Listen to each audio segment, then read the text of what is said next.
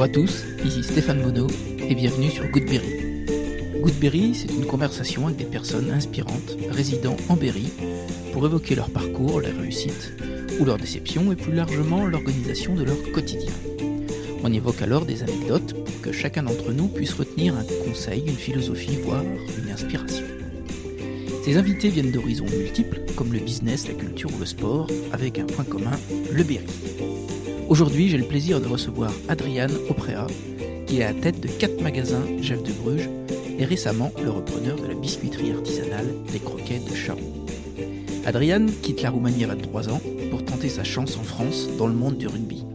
Il nous dira être parti de Bucarest avec dans son sac un short, des crampons et 500 €. Puis, son parcours sportif le mènera de Picardie en Occitanie, puis en Berry. Aujourd'hui, chef d'entreprise, Adrian évoque son pays natal, sa passion pour son sport, sa vie faite de défis et le dernier en date, la fabrication artisanale de produits locaux. A-t-on l'habitude d'entendre un pilier de rugby nous parler de petits biscuits aux noisettes caramel sortant du four? Une vie à 100 à l'heure, il nous confiera ne pas aimer le chauffement, et ça ne m'étonne pas. Pour la petite histoire, j'ai rencontré Adrian la première fois lors d'un stage de récupération de points pour le permis. À l'issue du stage, j'avais gagné 4 points et un ami. Allez, je vous embarque à la rencontre d'Adrian Oprea. Goodberry, c'est parti. Salut Adrian. Salut Stéphane. Je suis ravi de t'accueillir dans Goodberry. Alors si ça te va, je voulais rentrer dans le vif du sujet et je voulais que tu m'expliques pourquoi et comment tu es venu en France depuis ta Roumanie natale. Écoute, je suis arrivé en France en août 2004 parce que j'avais envie de changer et puis je voulais essayer le rugby en France. Donc je suis venu comme ça par hasard. J'avais pas d'équipe, j'avais rien.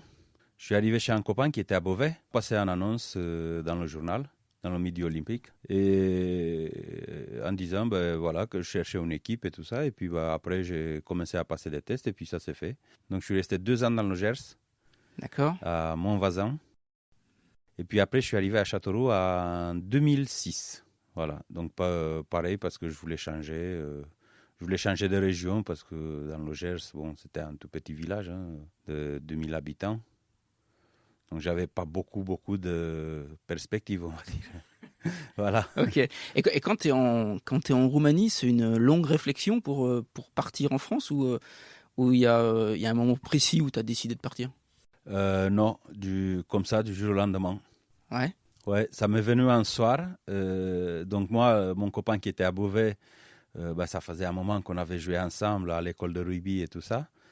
Et puis après, on s'était séparés, qu'on est passé en senior. Et un soir, je l'ai appelé en lui disant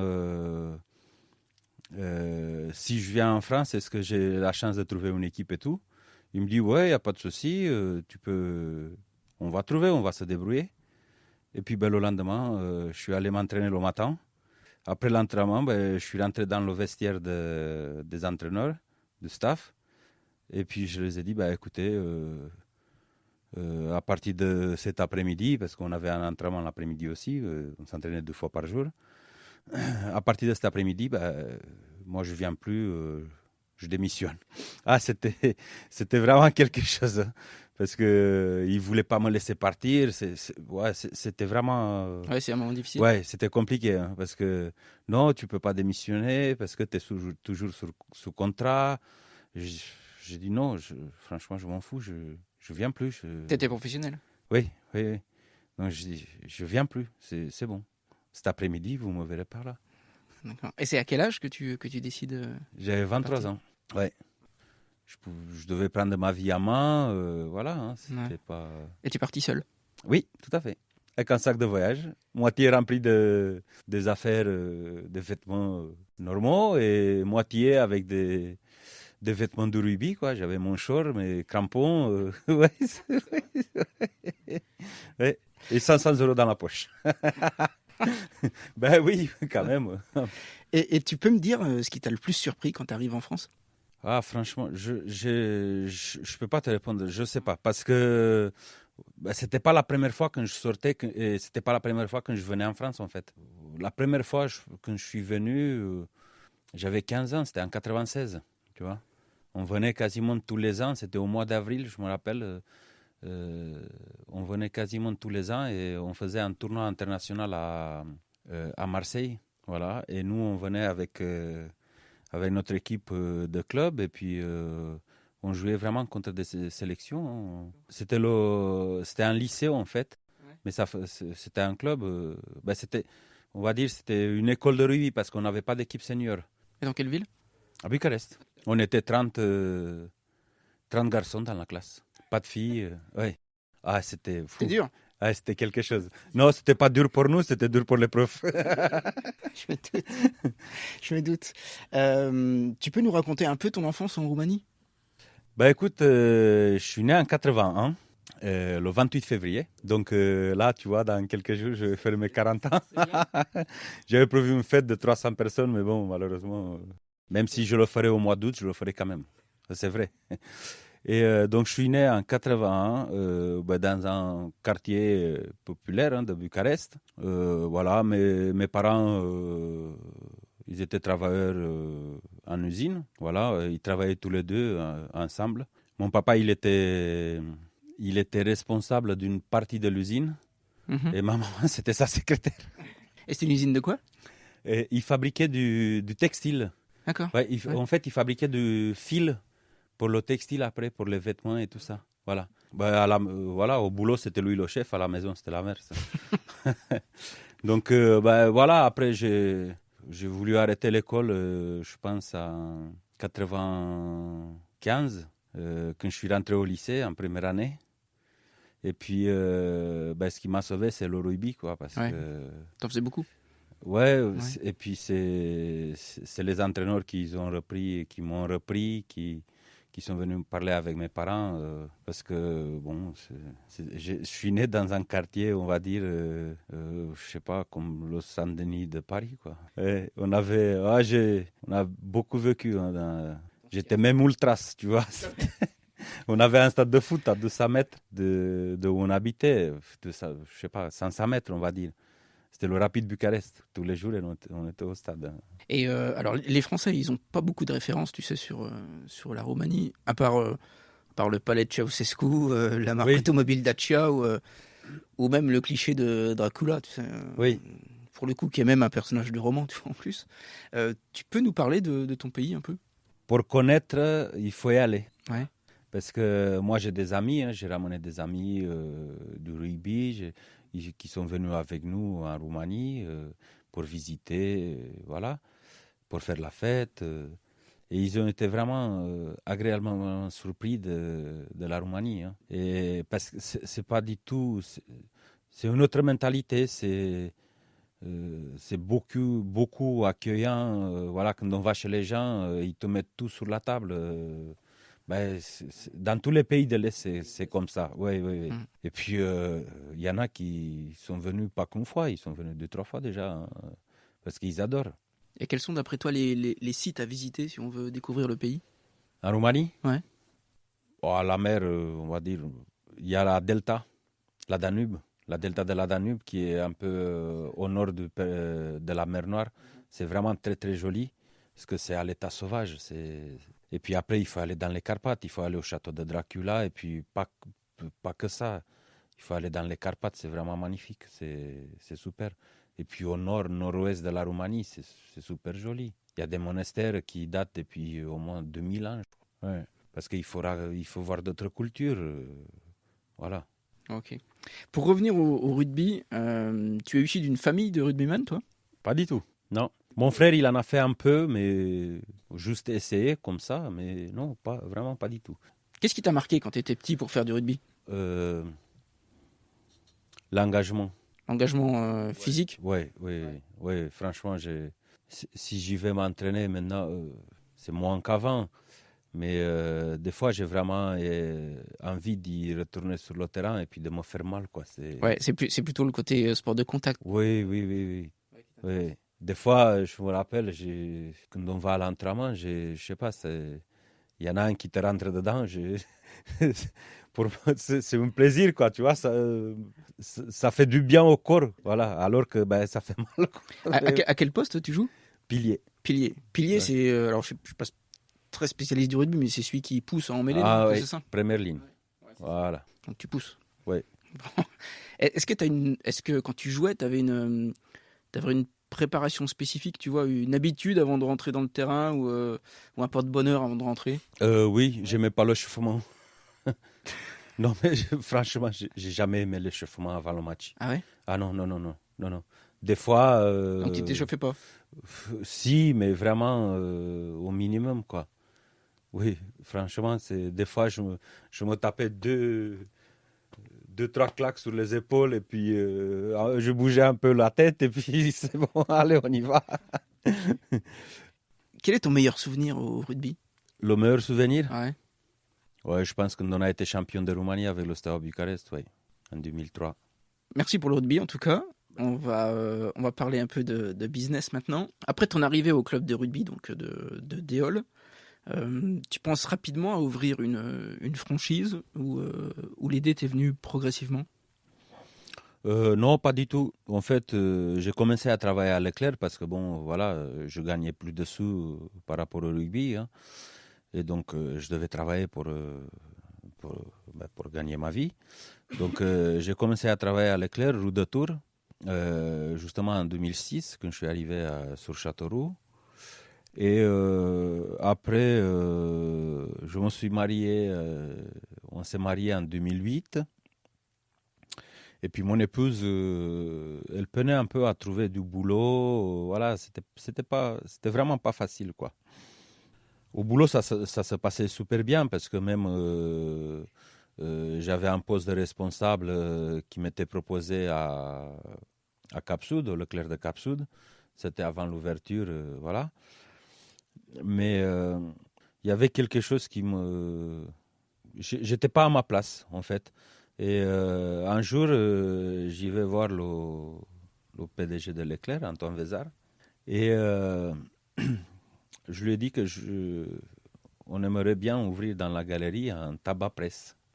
D'accord. Tu vois, Ouais. c'était vraiment pas du tout... il n'y avait rien à voir avec le chocolat. Et il m'a dit, ouais, je te déconseille parce que c'est compliqué pour obtenir la licence. La licence de française des jeux. Tu peux plus vendre du tabac. Voilà, il me dit qu'avec la presse, c'est pas. Il me dit par contre, voilà, j'ai quelque chose à te proposer. J'aimerais bien faire venir Jeff de Bruges, mais je ne sais pas comment les faire venir. Ils n'ont pas de quelqu'un sur Châteauroux qui doit ouvrir, qui veut ouvrir une franchise. Et puis le soir en rentrant, j'ai parlé avec mon épouse. Et on connaissait un petit peu, parce qu'on avait vu dans les autres villes, hein. À Châteauroux, il n'y en avait pas, mais on avait vu un peu à Bourges, à Orléans, voilà. Et on avait même goûté, voilà.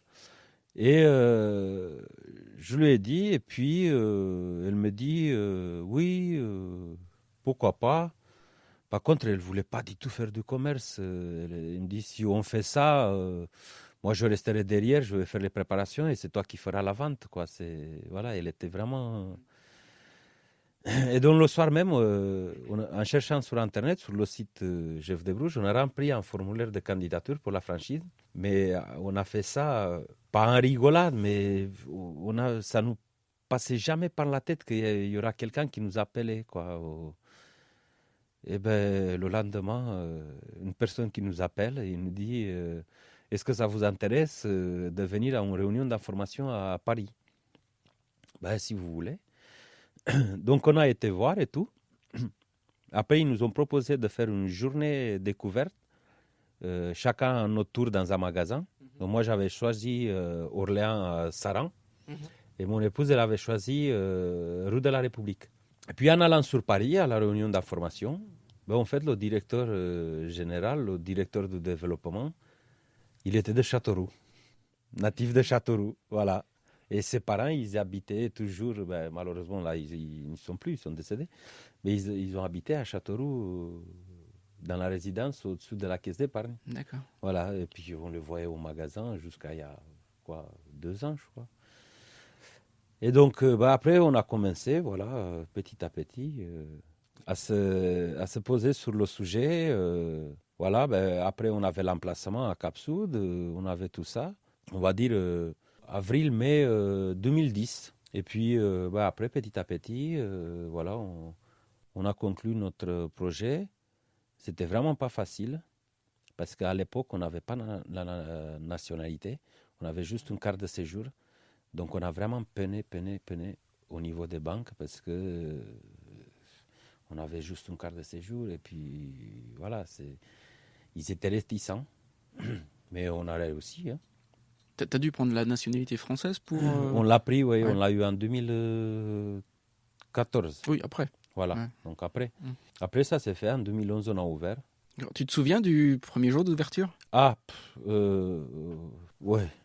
On est rentré le soir, franchement, on était mort. On est rentré, on s'est couché de suite. Hein. Oui, franchement, c'était... Qu'est-ce qui était le plus dur pour le premier jour? En fait, ce qui était dur, c'est qu'on a eu énormément... On n'a pas fait beaucoup en chiffre d'affaires, on n'a pas fait une journée énorme. Hein. On a eu énormément de clients parce qu'on a eu beaucoup de clients qui venaient, qui achetaient 2-3 chocolats pour goûter. Ah oui, la curiosité. Voilà, par curiosité. Et beaucoup qui connaissaient, parce qu'ils connaissaient de Bourges, de Blois, de Orléans, mais beaucoup qui étaient par curiosité. Et puis on avait travaillé tous les deux, pendant 3 ans. Hein. Ouais. T'as eu peur pour le premier jour? Non, pas du tout. Alors, franchement, j'ai jamais hésité. Dès qu'on avait commencé, dès que le projet, ça se faisait à 100%. Ouais, t'as pas hésité? On n'avait pas hésité. Parce que je me rappelle bien que j'avais des collègues du travail qui me disaient « Oui, il faut peut-être que c'est mieux que tu gardes toi ton travail et puis qu'il n'y a qu'elle qui le fait. Comme ça, vous avez un revenu sûr. » Non, j'ai démissionné et puis...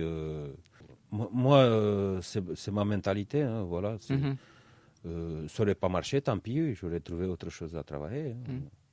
Alors aujourd'hui, tu es à la tête de combien? 4 chocolateries? Oui, 4 magasins. 4 magasins, oui. Comment tu gères ton temps entre les 4? On a une personne qui s'occupe de chaque magasin. On a une personne qui est notre... Un référent dans chaque magasin? Dans chaque magasin, on a une personne qui s'occupe. Et toi, tu passes dans chaque magasin toutes les semaines ou... Oui, quasiment. C'est un peu plus compliqué pour Blois. On y va. Ça dépend des moments. Quand c'est le moment de fête, on y va quand même tous les jours. Parce que les villes où tu es situé, c'est Châteauroux, Blois? Châteauroux et Blois, oui. 2 Châteauroux, c'est comme la même configuration que Châteauroux, hein, centre-ville et centre commercial. Ouais. Et à Blois, c'est pareil, oui. Est-ce qu'il y a des enseignements du rugby qui te servent dans la gestion quotidienne des magasins ou est-ce qu'il y a des choses, tu vois, en tant que rugbyman que tu as appris? Oui, garder mon calme. Oui, garder mon calme. Même si parfois, c'est pas facile. Parce que bon, même sur un terrain de rugby, je ne le gardais pas toujours, mon calme, mais parfois, je le gardais, mais parfois, je pouvais plus. Mais par contre, là, je suis obligé de garder toujours mon calme. Est-ce que tu peux me parler, alors que ce soit dans le sport ou dans le business, des moments d'échec ou de déception que tu as eu? Et comment tu as fait pour surmonter ces différentes déceptions? Au rugby, déception, c'est vrai qu'après, les déceptions, c'est tous les finales que j'avais perdues. Voilà, bon, j'en ai gagné aussi, mais c'est comme ça, c'est le sport. T'as plus gagné que perdu? Je pense que oui, on a plus gagné que perdu, oui. Là, je pense la plus grosse déception, franchement, quand je me suis blessé 2007, oui, c'est ça, 2007, j'ai eu une grosse blessure. Je me suis cassé la jambe, je me suis cassé le péroné. Je me suis fait casser le péroné, on va dire. Parce qu'il y a quelqu'un, ça s'est passé à Romorantin, c'est sur une bagarre générale. Et puis il y en a un qui est venu par derrière et puis il m'a cassé le pied. En fait, il est sauté comme ça sur mon pied. J'ai eu le péroné qui était cassé et la cheville. Mais au début, c'était que le péroné. Personne n'avait regardé la cheville. Il croyait que c'était juste une entorse. Et puis, sauf que c'était pas du tout ça. Donc, si ça aurait pu éviter, ça aurait été bien. Mais bon, c'est pas grave. Hein. Après, je me suis fait opérer, et puis je suis revenu, j'ai rejoué, et puis voilà. Ouais, t'as rejoué tout de suite après. Oui. Ok. Adrien, dernièrement, tu as racheté une biscuiterie artisanale. Oui. Où d'ailleurs on enregistre. Tu peux nous parler du projet? C'est comme toujours pareil, hein, On aime les défis. En fait, on ne reste pas en place, quoi. C'est impressionnant, c'est plus fort que nous. Hein. C'est pas parce qu'on ne gagne pas plus qu'avant. Hein. C'est loin de là. Hein. Je pense qu'on gagnait plus de sous quand on avait un seul magasin que maintenant. Non, c'est comme la première fois qu'on a acheté Blois et qu'on a ouvert le centre-ville. C'est quelque chose qu'on cherchait. En fait, c'était venu... oui, d'ailleurs, tiens, il y a quelques années, on avait en tête de faire un Mango. Tu sais, c'est un magasin de vêtements comme Zara et tout ça, voilà. Et à Châteauroux, on ne pouvait pas le faire parce que c'est des magasins de 800 1000 mètres carrés. En centre-ville, on ne trouvait pas autant de surface. Et c'était un projet sur Orléans qui ne s'est pas fait d'ailleurs. Voilà, c'est pas grave, c'est pas fait. Et puis tant mieux. Hein. Je pense que ça aurait été un échec, tu vois. Mhm.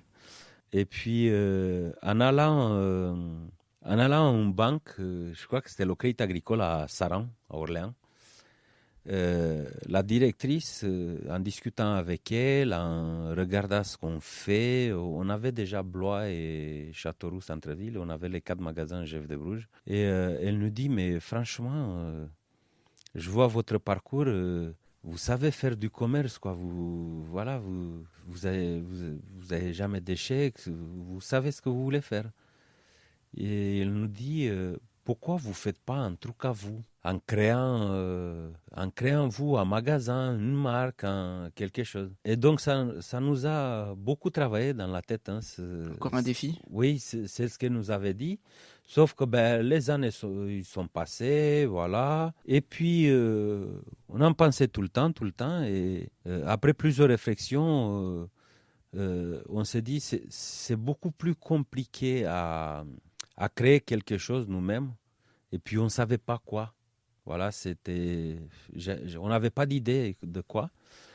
Et je dis, ça sera peut-être plus simple d'acheter quelque chose qui est déjà créé et de continuer, quoi. Et par contre, on voulait toujours rester dans l'alimentaire. Et comme on ne voulait pas quitter l'Aubéry, on ne voulait pas quitter Châteauroux, on n'avait pas 10 000 possibilités. Hein. Et avec Marie de Guianeuf, je l'avais connue, je l'ai connue à la CCI. On faisait partie du jury du comité Sophie là, avec les prêts à taux zéro pour les entreprises. Et puis, je connaissais Serge depuis pas mal de temps.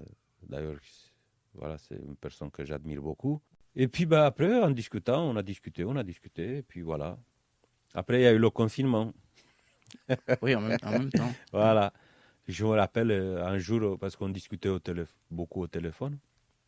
Un jour, elle m'appelle et elle me dit ça vous intéresse toujours s'il y a le confinement? Je dis Marie, c'est pas ça qui va nous arrêter. Oui, c'est vrai, c'est exactement ce que je lui avais dit. Je dis c'est pas ça qui va nous arrêter. Hein, Ça doit être quand même différent parce que tu fabriques ici. C'est complètement différent. Ah oui, c'est complètement différent parce que chez Jeff de Bruges, on n'a pas la maîtrise sur les nouveaux produits, sur les nouvelles recettes, on n'a pas la maîtrise du marketing. C'est déjà arrivé, tout est fait. Voilà, même si on fait beaucoup de choses, on fait tout à part la fabrication du chocolat chez Jeff de Bruges. Hein. C'est nous qu'on pose les boîtes, les paniers, tout. Mais on n'a pas cette maîtrise-là. Et ça, c'est ça qui t'intéressait? Oui. Et là, en fait, c'est complètement différent. Tu vois, on a fait quelques tests de faire un petit biscuit aux noisettes caramel. Et en fait, au début, c'était bon. Tu vois, 2-3 heures après qu'il est sorti du four, c'était bon. Quelques jours après, c'était pas tout à fait ça. Je pense qu'on a mis trop de caramel. Donc, tu vois, voilà. C'est sûr qu'il y a une partie création que tu n'as pas quand tu as une franchise. Des idées, on en a du matin au soir. Hein. Mais pour les réaliser, c'est pas facile parce qu'on n'en fait pas une plaque. Hein. Si on fait, comme on a fait la croquinette noisette caramel, on a fait 100 cartons, c'est une tournée. Donc, si on se trompe, c'est 100 cartons à la poubelle. Hein. Voilà. Il faut bien réfléchir avant, mais c'est quelque chose qu'on adore. Là, depuis 5 mois, on s'éclate, mais c'est impressionnant. Hein. Et ça se voit en tout cas. Et puis, j'ai de la chance parce que mon épouse, elle est infographiste. Elle a fait, avant de reprendre les magasins Jeff de Bruges, elle a fait une formation à l'AFPA Soudan d'infographisme. Parce qu'elle était journaliste en Roumanie. Donc, justement, comme on peinait à trouver du boulot dans le journalisme à Châteauroux, voilà, elle voulait se reconvertir, elle a fait une formation d'infographisme. Donc là, ça nous aide vraiment beaucoup parce que c'est elle qui fait les étiquettes. Voilà, là, on a changé une étiquette pour je ne sais plus quoi. C'est elle qui l'a fait. Voilà, l'autre fois, justement, quand elle a fait, on était en train de faire ça. Je vois un petit carré blanc sur l'étiquette. Je dis, mais c'est quoi ça? Il me dit, ça serait bien qu'on mette un QR code, que les clients y flashent et qu'ils les ramènent carrément sur notre site internet. Donc, je dis, mais comment on va trouver, nous, un QR code qui sait qui peut... Puis, en fait, c'est super simple. Oui, c'est très simple, les QR codes. Oui, j'ai tapé ça. J'ai tapé sur internet, faire QR code. Et je suis tombé sur un site, j'ai rentré le nom du site internet et ça m'a fait le QR code. C'est super simple, c'est impressionnant. Mais je vais le faire, moi, pour Goodberry, le QR code aussi. On l'a fait et puis du coup, on va mettre sur tous nos produits. C'est des choses comme ça que moi, si j'y pense pas, c'est elle qui va penser ou l'inverse, quoi. Mais on adore. Ouais. Et c'est pas trop dur de concilier l'exigence du sport, tu vois, et tous ces biscuits, tous ces chocolats toute la journée. Ouais. Tu tiens? Oui, ouais, non. non, parce que j'évite à passer dans les salles de production. Surtout la salle où il y a le four, quoi. Parce que là, tu peux pas résister quand tu passes là-bas et puis que tu as les chariots qui sortent du four, c'est pas possible. Adrian, pour bien terminer la conversation, je voulais te poser une question qui est liée à notre territoire, si tu veux bien. Oui. Quel est l'endroit que tu aimes particulièrement en Berry? Alors ça peut être toi, une place de village, un resto, un stade, un musée, bref, un endroit où tu te sens bien ici. Où je me sens bien quand j'y vais au terrain de rugby à Brassure. Ouais. Ouais. Il y a plusieurs endroits. Voilà, je sais pas, quand j'y vais au marché le samedi matin, quand il fait beau, comme samedi dernier. Ouais. Voilà, j'adore ça. Mais là où je me sens le mieux, c'est sur le stade. Ouais, quand j'y vais m'entraîner, c'est parce que... Et c'est pour ça d'ailleurs que je suis pas encore prêt à arrêter complètement. Parce que avec le stress, le travail et tout la journée, en fait, quand on va le soir s'entraîner, on oublie tout. Et voilà, on est sur le terrain avec les copains, on se fait mal, voilà. Mais on oublie vraiment tout. Oui. Puis même quand il y a les matchs le dimanche, parce que comme on travaille du lundi au samedi, ma seule jour de repos, c'est le dimanche. Donc des fois, j'y vais jouer le dimanche. Mais ça me fait du bien parce que j'ai... Ouais, t'en as besoin. Oui, voilà. Adrian, si on veut te contacter dans le monde merveilleux du web, quel est le meilleur moyen de te retrouver sur les réseaux? Oui, j'ai un compte Facebook, oui. Oui, qui n'est pas caché, c'est mon nom. Voilà. Toi, pour les chocolats, moi j'invite tout le monde à aller faire un tour dans les magasins. Personnellement, je vous recommande les Gustave. Oui. Mulțumesc, Adrian. Couple piacere. J'étais ravi de t'accueillir sur Goodberry. Ouais, merci. Merci à toi, Stéphane. Salut, ciao. Ciao. Hello, j'espère que la discussion vous a plu. Vous retrouverez des photos et des liens concernant l'épisode sur la page Facebook et Instagram de Goodberry. Je vous remercie de partager la page à tous vos amis pour m'aider à faire connaître le podcast. Pour recevoir automatiquement chaque épisode, vous pouvez vous abonner sur Apple Podcast. Rendez-vous au prochain épisode avec un nouvel invité. Portez-vous bien.